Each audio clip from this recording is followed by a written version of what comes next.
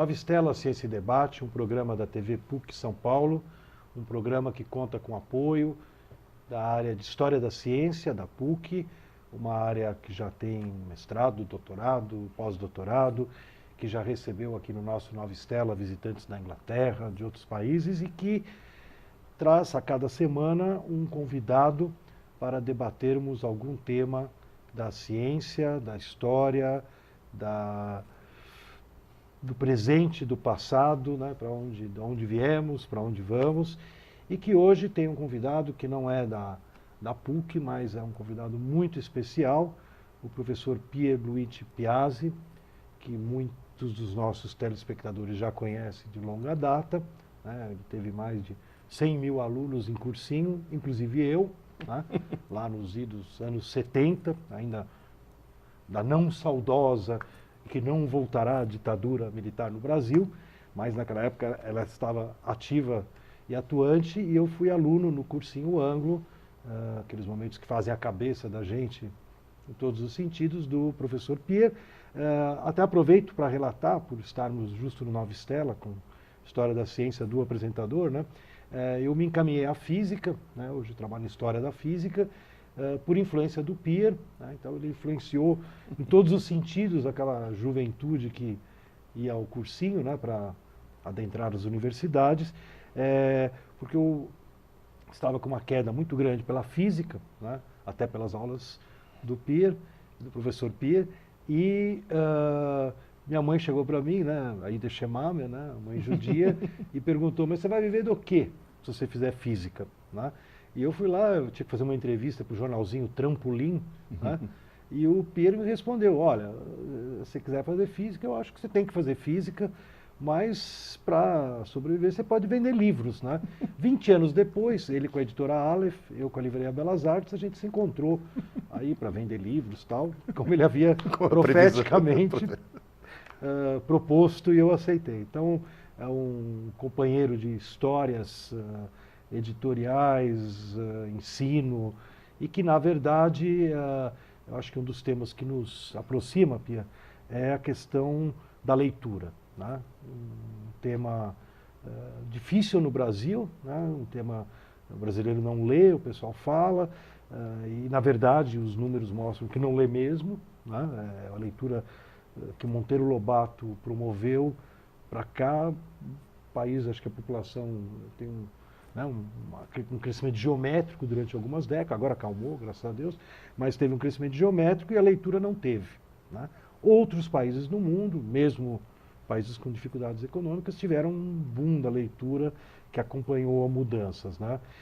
E que eu tenho aí a pegada de discutir um pouco a leitura em relação à inteligência, em relação ao conhecimento. Então, conta para nós essa sua faceta nova. Eu acho que o ponto mais básico, mais fundamental, é o ponto de partida que, se a gente não aceitar, o resto do raciocínio não funciona, é que inteligência se aprende.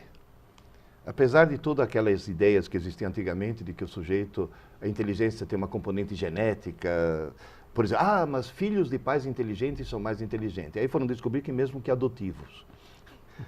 Ou seja, não é a genética, é o meio ambiente, é como a criança é criada e o que acontece. Então, inteligência é uma coisa que pode ser aprendida. É claro que na primeira infância ela pode ser aprendida com uma velocidade muito maior, mesmo na primeiríssima infância. A formação do cérebro humano, em geral, se dá praticamente no primeiro ano de vida. O cérebro humano se desenvolve 3 meses antes do nascimento. O cérebro humano produz 4.000 neurônios novos por segundo, ou seja, é o momento do boom neural, no primeiro ano de vida.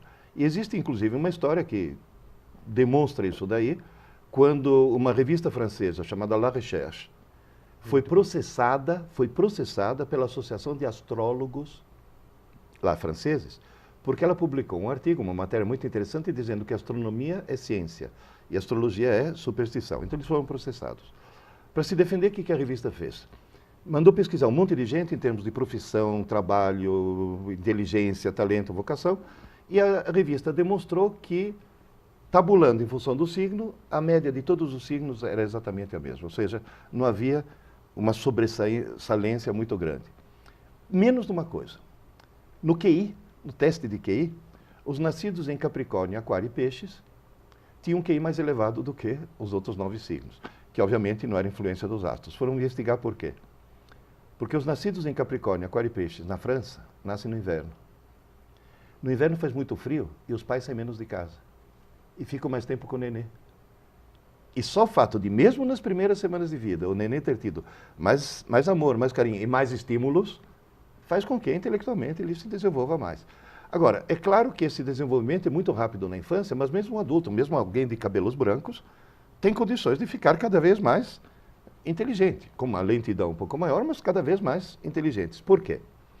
Porque, no fundo, neurologicamente, nós sabemos hoje que a inteligência é diretamente proporcional à densidade de ligações dendríticas entre os neurônios. Ou seja, não é proporcional ao número de neurônios, mas é proporcional à quantidade e à complexidade das interligações entre os neurônios. E no processo de aprendizagem, bem feito, e que certamente no Brasil não é, mas vamos ter que discutir isso também uma outra hora, no processo de aprendizagem o que acontece? Você, quando faz um computador aprender alguma coisa, você muda o software. Quando você faz um cérebro humano aprender alguma coisa, você muda o hardware. Ou seja, você faz a fiação ficar cada vez mais complexa. Isso faz com que a pessoa fique mais inteligente. Digamos assim, se esse desenvolvimento dendrítico for bem executado, a pessoa fica cada vez mais inteligente. O QI, você faz o teste de QI hoje, faz daqui a 5 anos, depois que essa pessoa seguir um processo adequado, ele tem um QI maior. Então, na realidade, inteligência se aprende. Até eu me lembro que quando eu lancei esse livro, o Aprendendo Inteligência, o título, uma pedagoga virou para mim lá em Brasília, indignada. Pegou o título e falou, desde quando inteligência se aprende? Eu falei, bom, no seu caso nunca, mas no caso dos meus alunos é uma coisa mais do que factível. Você pode aprender inteligência. Então esse é um ponto chave, básico e fundamental. O que acontece? Você vai dizer, e o que eu devo fazer para aprender inteligência? Várias coisas. Mas está demonstrado que é fundamental que o sujeito seja um leitor. O fato dele se tornar... Agora, veja bem, o que é um leitor? Não é alguém que simplesmente lê alguma coisa. Leitor é alguém que lê com paixão, que tem paixão para ler. É alguém que entra tanto na história que ele está lendo que ele esquece que está lendo. Ele passa a viver o mundo interior, e essa a chave, o mundo interior. No momento que o cara está lendo, ele está criando lá dentro um mundo interior que faz com que depois o cara diga aquela famosa frase, eu li o livro, assisti o filme, mas o livro é muito melhor do que o filme. Na semana passada rolou uma imagem muito bonita, inspirada nessa ideia, mas aproveitando tecnologia, que era um iceberg, assim, né? Daí a parte de cima que você enxerga era filme, a parte de baixo era livro. Isso foi curtido por milhares de pessoas, porque ela é uma imagem que pega essa ideia. Pega exatamente essa ideia. O sujeito simplesmente cria um mundo lá dentro, que ele cria afeição pelos protagonistas. O ódio. Eu, por exemplo, fui ler aquele Crônicas de Gelo e de Fogo, que cada bíblia desse tamanho, um negócio assim impressionante, e eu fiquei louco da vida com o autor. Porque toda vez que eu me afeiçoava por um protagonista, o cara matava o sujeito, quer dizer, desgraçado esse sujeito. Mas, na realidade, essa criação do mundo interior é um dos fatores mais fundamentais para o crescimento da inteligência, para tornar a pessoa mais inteligente. Agora, tem um problema. Só é um leitor alguém que lê muito. E só lê muito alguém que lê por prazer. Ou seja, a função que deveria ter no nosso sistema educacional é criar o prazer pela leitura. Porque criando o prazer pela leitura, você faz com que o sujeito, sem esforço, sem sacrifício, se torne um grande leitor de livros. Infelizmente, o sistema educacional brasileiro está estruturado de forma a criar o ódio pela leitura. Chega uma criança de 12 anos, você vai descobrir o prazer pela leitura e taca, sei lá, Iracema, Memórias de um Sargento das Milícias, Dom Casmurro. Tem gente que fala, você não gosta de Dom Casmurro? Pô, eu gostei do livro. Só que quando eu li Dom Casmurro, eu já era um leitor. Eu me tornei um leitor aos 9 anos de idade lendo Arthur Clarke, que é outro papo. Depois, é lógico que você pode ler até, sei lá, Crítica da Razão Pura de Kant, até curtindo, porque você já é um leitor. Mas nós não estamos conseguindo criar leitores. Saiu um artigo agora mostrando que no Brasil, nos últimos 4 anos, nós perdemos quase 10% dos leitores. Ou seja, diminui a porcentagem de brasileiros que leem diminuiu em 10%. Agora, menos da metade dos brasileiros leem. E tem mais um agravante. Leem livros didáticos, livros técnicos. Porque o cara, quem lê romance mesmo, aquele de eu quero viver essa história, eu quero ter essa paixão, não dá nem 8%. Dos quais 2% são homens e 6% são mulheres. Isso mostra, inclusive, como as mulheres estão ultrapassando, estão se tornando mais inteligentes do que os homens. Tá certo que elas leem. Eu queria dar uma aprofundada, eu gostei muito dessa pegada tua, né? Formar esse espaço interior, né? Eu até gosto de pegar uma imagem, assim, você pega no século XX, nós estamos aqui no MIS, né? Museu da Imagem e do Som, onde tudo também é cinema, né? A gente faz debates, inclusive, sobre cinema, uma leitura do filme, mas bem mais densa, né? Você já participou nessa mesma sala. E eu lembro que eu gosto sempre de citar que tem 2 filmes onde aparecem anjos, né? Um é do Fassbinder, Asas da Liberdade, Asas do Desejo, né? E os anjos estão lá em Berlim, né? E o outro é o mais hollywoodesco aí, é Cidade dos Anjos, né? Que se passa lá em Los Angeles, tal, com aquela, enfim, a atora bonitinha, e tal, mais comercial. E os 2 filmes, os anjos vão se encontrar, gostam de ficar na biblioteca. Por quê? Porque na biblioteca eles encontram as pessoas tendo essa experiência, exatamente o que você falou. E os anjos, como eles entram, né, na mente, as mentes na biblioteca estão densas, né? O cara está lá sozinho, numa dimensão, né, lendo um Dostoiévski, com coisas incríveis, né? E ele está ali vivendo aquilo e o anjo parece mais interessante do que ver o que está acontecendo na rua, né? Porque não tem a mesma... Inclusive, quando o cara não está na biblioteca, não está nessa fase de leitura, é um cara cujo cérebro está sendo distraído por 47 mil impulsos diferentes. O anjo provavelmente não consegue. É banalidade, é o dia a dia. Agora, quando o cara está dentro da história, o sujeito consegue perceber, não só a história, mas nesse mundo interior consegue perceber como é a característica espiritual, mental, intelectual dessa pessoa. Então, esse mundo interior é justamente o mundo que permite que o sujeito monte as próprias imagens. Eu vou te dar um exemplo na física. Você foi meu aluno de física. Existem muito. Eu notei no cursinho uma coisa recente, né? Uma coisa estranhíssima. Você passa um problema de física para o sujeito. Ele sabe física, ele é inteligente, ele não consegue resolver o problema porque simplesmente é a incapacidade de transformar um enunciado numa figura.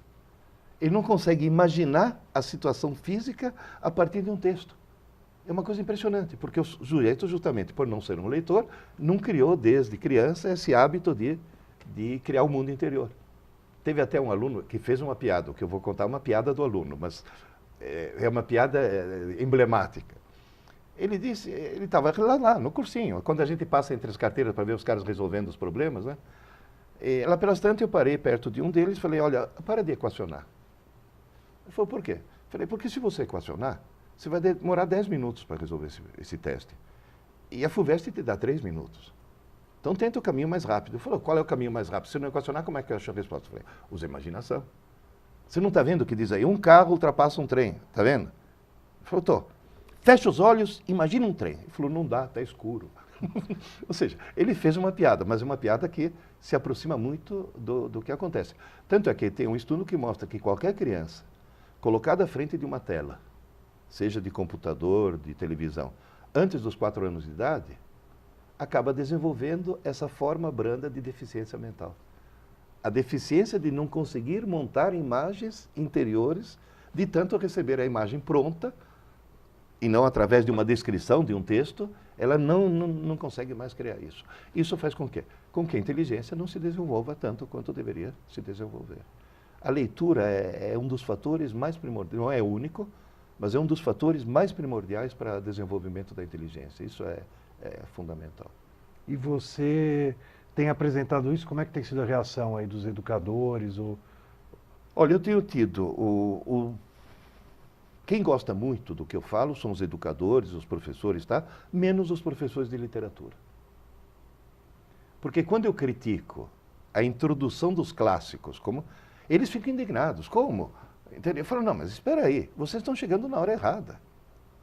Ah, mas o vestibular cobra. Eu falei, bom, então espera aí. Você está aí para preparar o cara só exclusivamente para o vestibular ou para preparar o intelecto dele, fazer o intelecto dele se formar?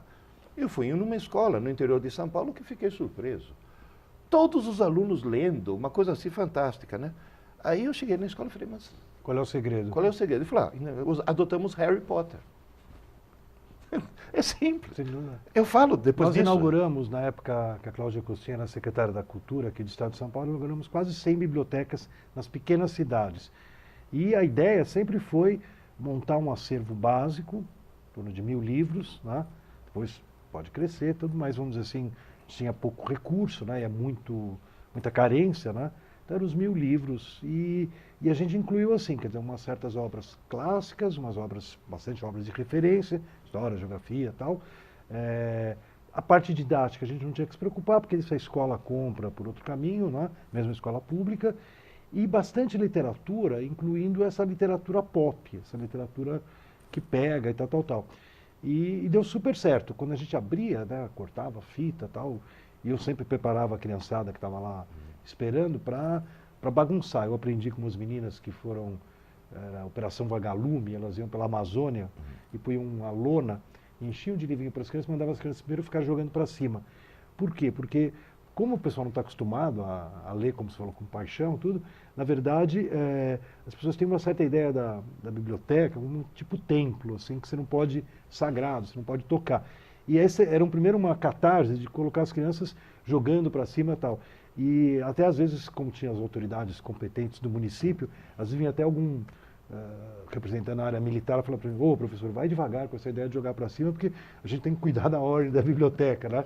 Mas, enfim, a hora que eles entravam, aquela avalanche, né, eu já motivava para eles entrarem bem animados, né, eles corriam para o Harry Potter, óbvio, para ser o primeiro a emprestar, né, os primeiros, porque tem, sei lá, 5 volumes, né, de cada um. Acho que são 7, inclusive... Eu digo, mas a gente tinha 3, 4 exemplares, então o garoto corria para ele ser o primeiro que ele levar para casa. Inclusive me relataram um caso de um menino que estava tão ansioso por saber o final da história e não havia sido traduzido ainda o livro, ele aprendeu inglês. Nossa, que ótimo. Aprendeu inglês só para poder ler o final da história.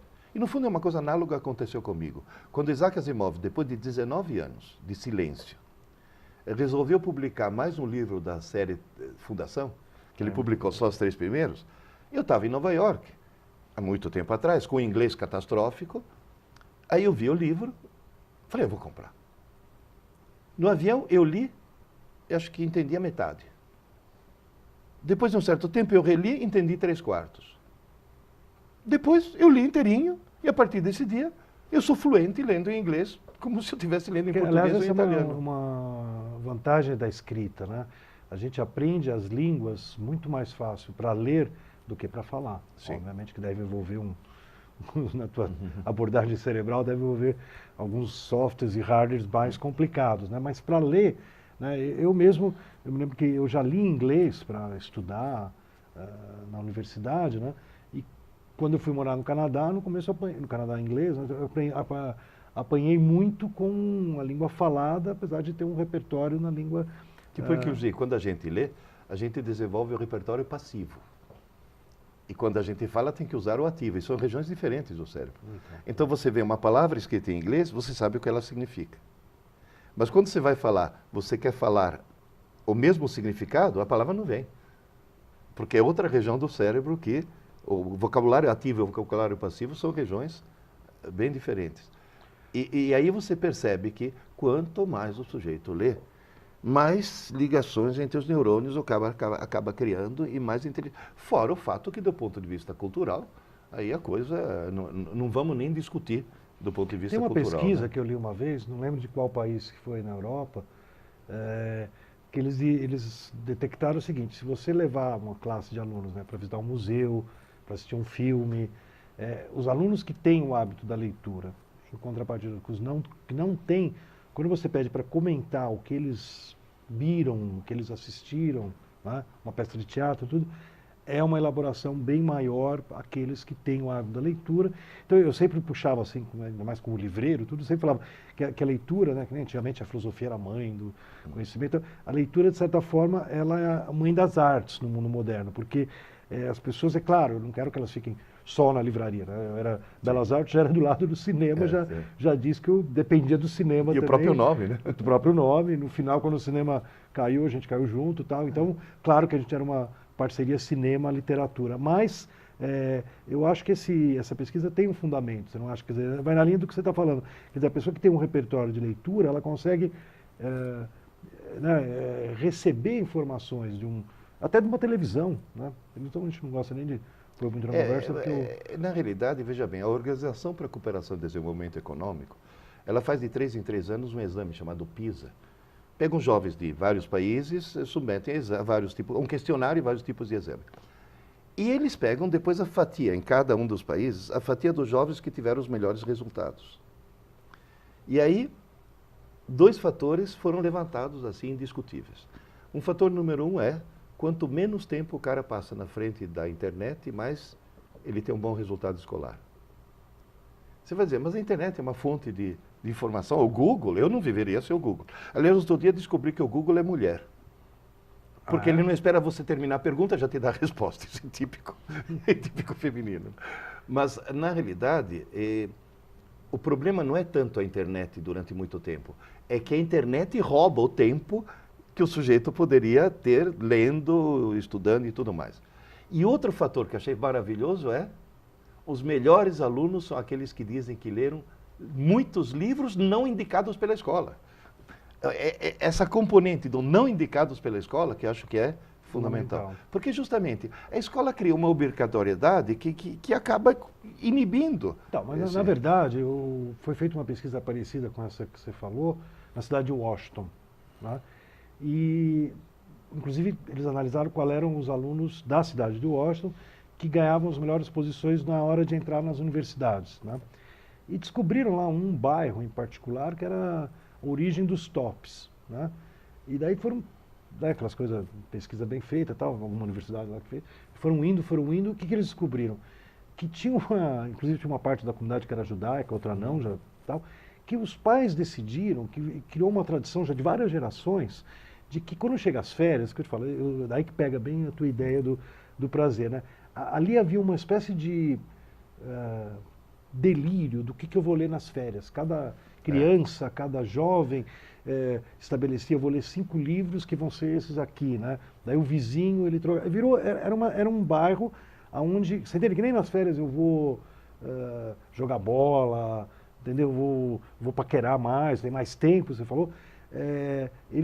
Aquela região onde é a origem dos tops, ali na cidade de Washington, era ligada à região que criou, sei lá, 3 gerações atrás, um hábito de incluir nas férias a prática da leitura, vamos como dizer assim, sendo uma doidamente. Tradição, e uma tradição que ninguém discute, porque já é uma tradição, então, nas férias o que eu faço? Vou ler. O cara não vai se questionar a respeito disso. E essa escolha dos livros não tem nada a ver com os livros da escola. Esse é outro ponto. Então, hoje de manhã eu estava fazendo uma palestra para alunos de 6º a 9º ano. E brincando, eu falei, quem é que ama ler, levanta a mão. 1/3. Eu falei, tá vendo? Os que levantaram a mão são seres humanos. Eles me olharam assim. Eu falei, por que quem não levantou a mão não é um ser humano ainda? É um verme rastejante no lodo da ignorância. Eles começaram a rir, né? Aí eu comecei a chamá-los de verme. Aí teve uma cena engraçadíssima. Eu falei, então vamos fazer uma coisa. Vamos fazer os vermes deixar de ser vermes. Os que levantaram a mão, porque adoram ler, poderiam levantar de novo? Eu falei, a mão direita. Agora repita comigo. Eu prometo que a partir de hoje, eu vou adotar um verme. Aí eles caíram na gargalhada e começaram a adotar. Você viu uma menina abraçando outra menina e o que acontece? Quando é um adulto que indica para uma criança um livro, ele já olha com desconfiança. Quando é o colega que indica e fala, pô, mó legal, pronto, já é uma porta de entrada. Então, na realidade, tem escolas que fazem, onde os professores assistiram minhas palestras, que eles fazem o seguinte, em vez de indicar o livro do mês, eles indicam o leque do mês. Ou seja, já dá a possibilidade de escolha. E cada um lê o seu livro. Ah, mas dá mais trabalho, como é que o professor vai dar nota? Depois eu falei, não, a nota é dada por outro processo. A nota é dada de uma forma inteligentíssima. Quando a professora me contou, eu falei, vou adotar para o resto. Quanto mais alunos ele convencer, colegas, a ler o mesmo livro, maior é a nota dele. ele ganha nota de marketing. E é uma nota merecida, porque ele está salvando um monte de pessoas desse tipo de analfabetismo cultural que a gente acaba tendo. Não, e ele exerce um pouco o papel, como você falou, como a gente não tem a tradição, esse é um problema difícil de quebrar, esse ciclo vicioso do mal, né? As pessoas não veem os outros lendo, né? Por não ver os outros lendo, também não pega o costume de ler. Recentemente a gente teve finalmente aí uma novela onde as pessoas leram, né? O que é uma pena, porque os artistas da novela, quando tinha livraria, todos frequentavam a livraria. Se eles são aqueles bons atores que estão nesses canais mais de Ibope, né? É porque eles leram muito. Por isso eles podem encarnar qualquer personagem, bem ou mal, porque eles leem muito. Os bons atores. Né? Eles têm um grande mundo interior. Esse que é o ponto-chave. Quem lê muito é versátil, porque tem um mundo interior muito vasto. Em compensação, um desses pseudo-famosos que participam de reality show, que vira celebridade só pelo fato de ter aparecido na TV, foi entrevistado e o camarada saiu com essa pérola. Eu me orgulho muito de nunca ter lido um livro na vida. Sem comentários. Entende isso? Pierre, eu queria agradecer muito a tua visita aqui ao MIS e à TV PUC. Você vai voltar, com certeza. Hoje o tema foi um tema que a gente poderia seguir muito e é um tema decisivo, né? Eu acho que enquanto a gente não se tornar um país de leitores, a gente vai sempre ter alguns surtos aí de algum desenvolvimento, algumas pessoas ficam bilionárias e tal, mas em termos de mudança estrutural, né, tal, não muda. Né? Infelizmente, né, eu vou terminar com a frase que eu ouvi outro dia do Darcy Ribeiro, né, a crise na nossa educação não é uma crise, é um projeto. Tá certo?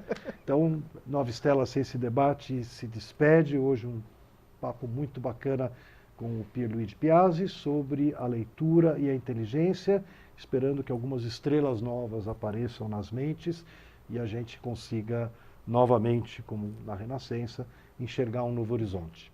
Pois é um problema sério. E eu estou visitando atualmente, nos últimos 4 anos, é uma coisa que eu faço já há 10 anos, 12 anos, de visitar escolas, fazendo palestra para alunos, pais, dando minicursos de neuroaprendizagem para professores, que eu entrei agora nessa área de neurociência, de entender como o cérebro realmente aprende.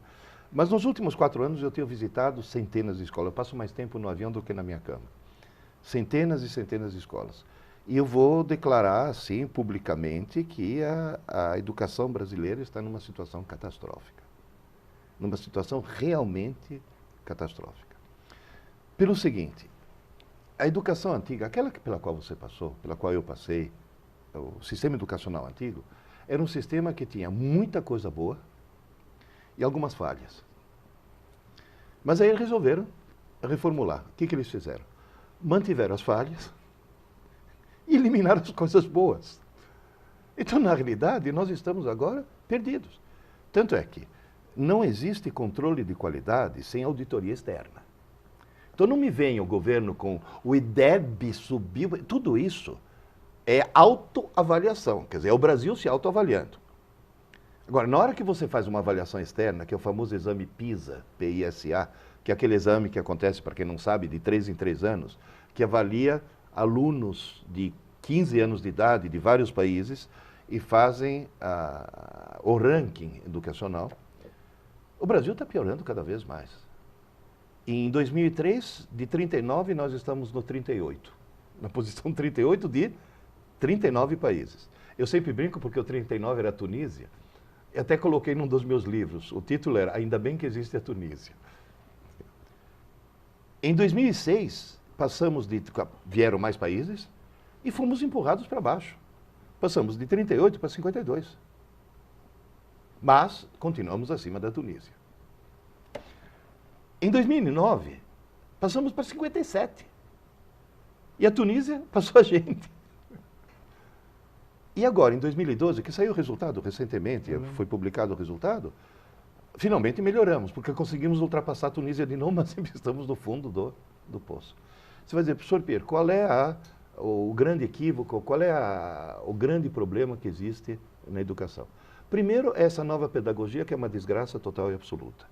Porque se você pegar uma escola que usa o construtivismo, as crianças aprendem tudo, menos 3 coisas. Não aprendem a ler, não aprendem a escrever, não aprendem a fazer conta.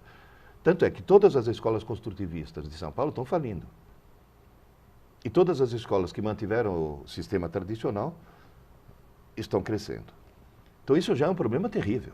O construtivismo foi o maior equívoco que já foi cometido no mundo a respeito de sistema de instrução. Que eu não gosto de falar sistema educacional. Eu gosto de falar sistema de instrução, porque o professor não é educador é pai e mãe. Nós somos instrutores. Então, o construtivismo virou uma moda, uma febre, e uma febre assim absolutamente sem nexo nenhum. Existe uma desgraça nas faculdades de pedagogia chamada Vygotsky. E as pessoas endeusam esse de Vygotsky, que na realidade é um imbecil que tentou montar uma educação totalitária. É simplesmente um absurdo. Bom, esse é um grande problema. Acontece que essa nova pedagogia, além de introduzir o construtivismo, não consertou um erro anterior da pedagogia anterior, que é o erro que nós vivemos até hoje. Qual é o erro? É simples. No Brasil, todo mundo, desde a criança do primeiro segmento até o cara que faz doutorado, todo mundo estuda para ir bem na prova, tirar boas notas e passar de ano. E ninguém estuda para aprender. Pensa no seguinte mistério, o cara entra no Largo São Francisco para fazer direito. Pô, uma vaga tem 40 candidatos. Então o cara é um cara intelectualmente bem desenvolvido. Passa 5 anos no Largo São Francisco sustentado pela família, quer dizer, não precisa nem trabalhar. Se forma bacharel em ciências jurídicas. Se vira o diploma dele, a menor nota dele é 8. Aí ele vai fazer exame da OAB, é reprovado.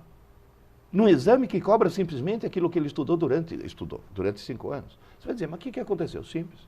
Ele passou 5 anos da vida dele estudando para a prova, nunca estudou para aprender. E você vai dizer, o que é estudar para a prova? Estudar para a prova é estudar quando? O mais em cima da hora possível. E estudar mais em cima da hora possível, por quê? Para não dar tempo de esquecer. Quando o cara estuda para a prova, ele coloca tudo na sua memória transitória, o tempo suficiente para tirar a tal nota, dizer que foi bem na prova, e 2 dias depois ele já esqueceu absolutamente tudo.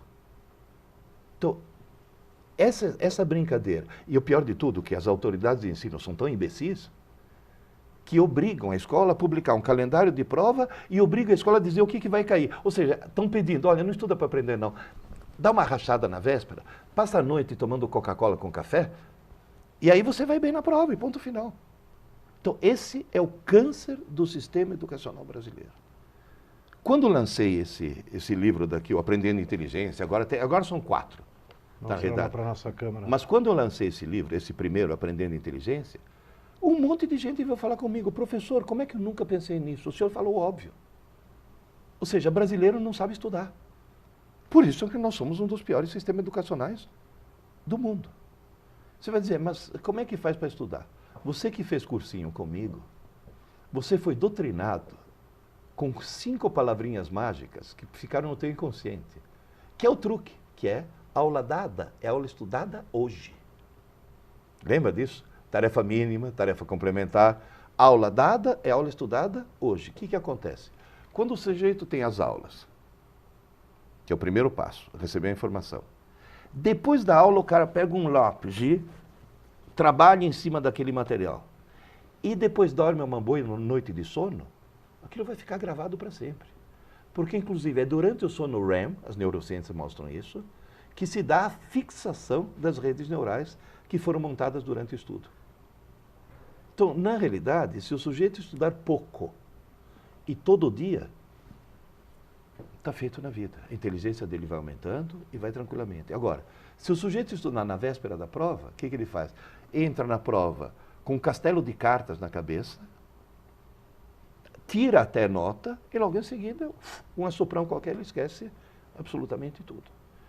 Então, o que acontece hoje no Brasil é que você tem médicos que fazem 6 anos de medicina e depois tem que fazer cursinho para o exame de residência. Advogados, quer dizer, bacharéis em direito que fazem 5 anos de direito, depois tem que fazer cursinho para o exame da OAB. Ou seja, o sistema educacional brasileiro tem um ponto básico que vem do passado. Então não é que só hoje estragaram tudo, já tinha esse defeito no passado, que é permitir que alguém tire uma nota boa sem que na realidade tenha aprendido. Porque o sistema permite isso. Teve uma mãe, isso me foi contado por uma diretora, que chegou e falou, minha filha na segunda-feira, essa segunda-feira ficou doente, olha, o atestado está aqui, isso na terça, né? O atestado está aqui, ficou doente, eu queria que ela fizesse a prova de reposição amanhã, quarta-feira. Aí a diretora falou, não, ela vai fazer reposição, mas vai fazer no sábado, porque, para não atrapalhar as aulas. Aí disse que a mãe falou, sábado, assim, horrorizada, né? Aí a diretora falou, eu pensei na hora, ou é judia, ou é adventista. Ou é uma judia ortodoxa, ou é adventista. Não, sabe qual foi o comentário da mãe? Sábado, mas sábado está muito longe, até lá a coitadinha vai esquecer tudo. Ou seja, a própria mãe parte do pressuposto que uma vez tirada a nota pode esquecer. E aí o que acontece? Por exemplo, você vai ver os caras aprendendo matemática, o que acontece? Ele, em vez de fazer isso, montando um edifício de pré-requisitos, o cara que estuda para a prova faz isso. Cada coisa anterior desloca, porque ele só usa, usando a terminologia de computador, só usa a memória RAM, mas não salva nada no HD. Então, esse problema está fazendo com que eu passe mais tempo no avião do que na minha cama, correndo o Brasil inteiro, porque justamente o pessoal lê esses 4 livros que eu escrevi, que são livros. Teve até um amigo meu que falou, pô, Pierre, cada livro desse dava uma tese de doutorado. Eu falei, mas meu interesse não é um interesse acadêmico. Eu quero divulgar a coisa óbvia. Então, estou correndo escolas, uma atrás da outra, e as escolas falam, professor, essa é a saída. Essa é a saída. A saída é criar no aluno o hábito de estudo adequado. Ou seja, por quê? Pergunta, assim, investigativa, né? Como é que você sente a influência, já que você está indo e interagindo com, você falou não educadores, você falou... Instrutores, né? Como que você sente, tem tido eco, assim, em termos funcionais? Quer dizer, não. Na realidade, o que está acontecendo é o seguinte, eu estou conseguindo resultados fantásticos, retornos fantásticos das escolas que adotam essa nova filosofia. Me mandam um e-mail, professor, a escola mudou da noite para o dia, professor, mudou da água para o vinho, cada um usa a sua metáfora. Os alunos estão... Olha, só para você ter uma ideia. Hoje, por um acaso, eu estava em Minas Gerais, fui num SESI, vou até citar o nome, SESI de Itaúna, fiz uma palestra para os alunos do terceiro médio. Esses alunos do terceiro médio já tinham assistido uma palestra minha nos mesmos moldes quando eles estavam no 9º ano. Eles chegaram para mim e falaram, professor, lembra que o senhor deu um exemplo de uma placa de carro? Eu falei, eu lembro. Eles me falaram a placa. Eu falei, professor, a gente consegue lembrar tudo. A gente usa esse método. Não é que a gente consegue lembrar, a gente não consegue esquecer. Simplesmente o fato da aula dada, aula estudada, hoje. Então, os retornos que eu estou tendo são altamente gratificantes. Tão gratificantes que agora eu resolvi fazer uma coisa. Tem escolas municipais, escolas estaduais, que não têm aquela verba para remunerar os honorários de uma palestra. Eu vou voluntário.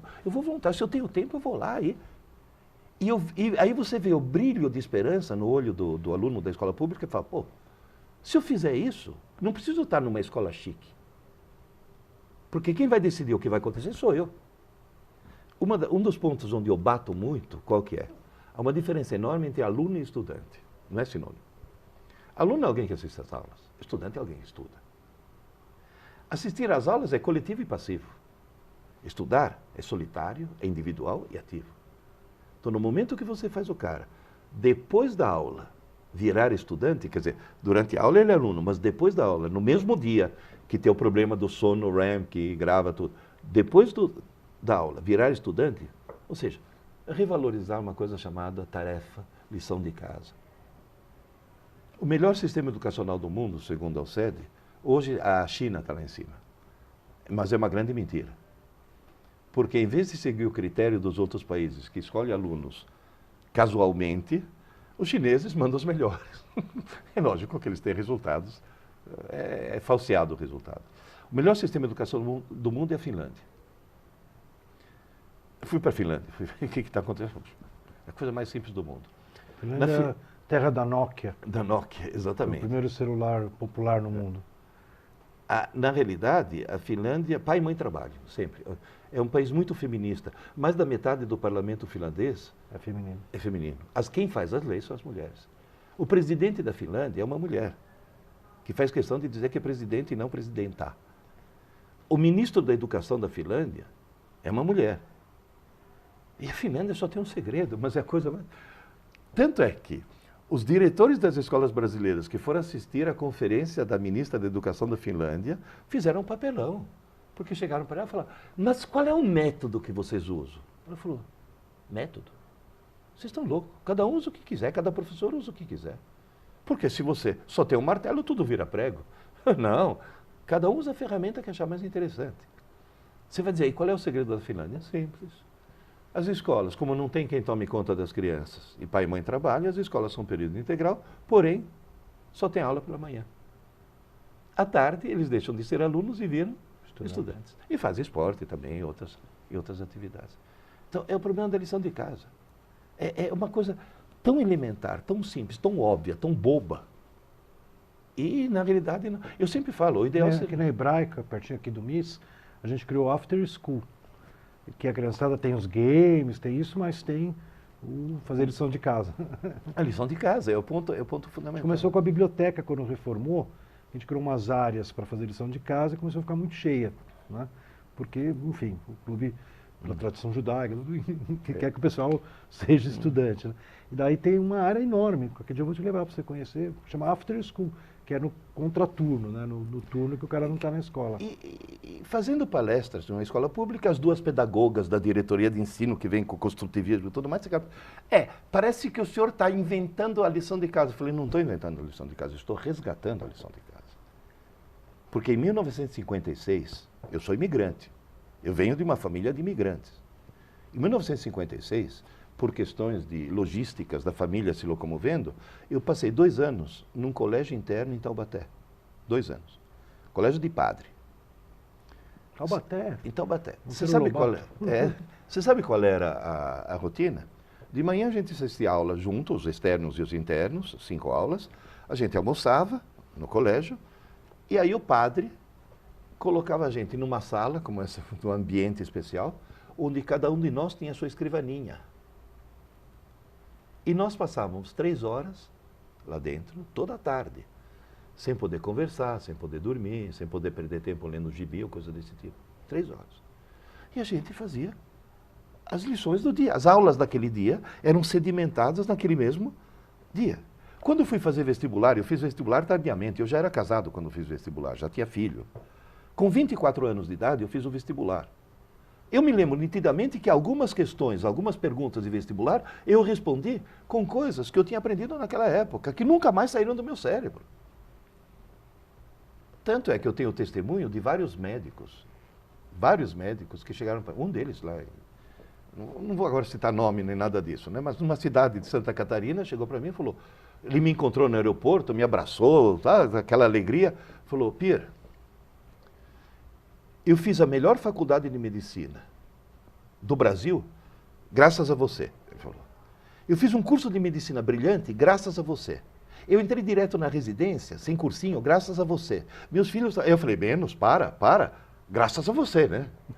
Minhas aulas não foram tão importantes. Ele falou, não foram as aulas. Foi a dica.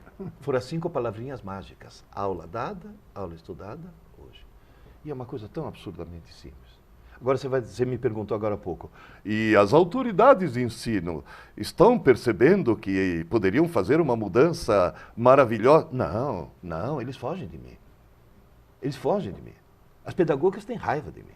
As pedagogas que eu falo, as pseudopedagogas, aquelas que nunca seguraram um pedaço de giz na mão, nunca entraram numa sala de aula com 40 crianças e ficam lá nos gabinetes de Brasília tendo ataques de pedagorreia com os Vygotsky, os Piagets e os Paulo Freire da vida. Entende? Na realidade, a coisa é muito mais simples, o buraco é muito mais embaixo. É simplesmente estabelecer um sistema que faça com que a criança que tem aula, depois tenha a tarefa.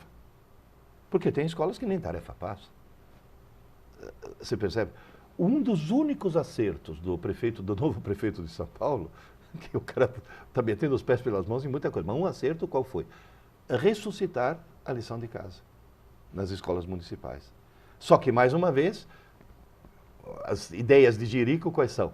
Aí a gente dá o assunto X na aula e faz uma lição do assunto Y, assim ele aprende 2 coisas. Não, se foi dado o assunto X, a lição tem que ser sobre o assunto X. E você vai dizer, Pierre, como é que você consertaria assim? Simples. Prova surpresa. Se você estabelecer que o sistema de avaliação é feito através de prova surpresa, e cá entre nós, na nossa época existia. Você fez o quê? O Rio Branco, né? Fiz o Rio Branco, mas antes do Rio Branco, eu estava lembrando que você falando, eu fiz uma escola que não era na época muito... Badalada. Não, era considerada meio carrasca, né? Era o Vira Brandão. Sim, Alameda Jaú. Porque eu estou lembrando que o Vira Brandão, ele não precisava nem da prova surpresa. Simplesmente você praticamente tinha uma provinha do que aconteceu ontem no dia seguinte. No dia seguinte. Que obrigava o cara, naquela tarde, se preparar para a prova do dia antes seguinte. do futebol, eu tinha que bater de novo toda aquela matemática, aquela coisa toda. E no dia seguinte fazer a provinha.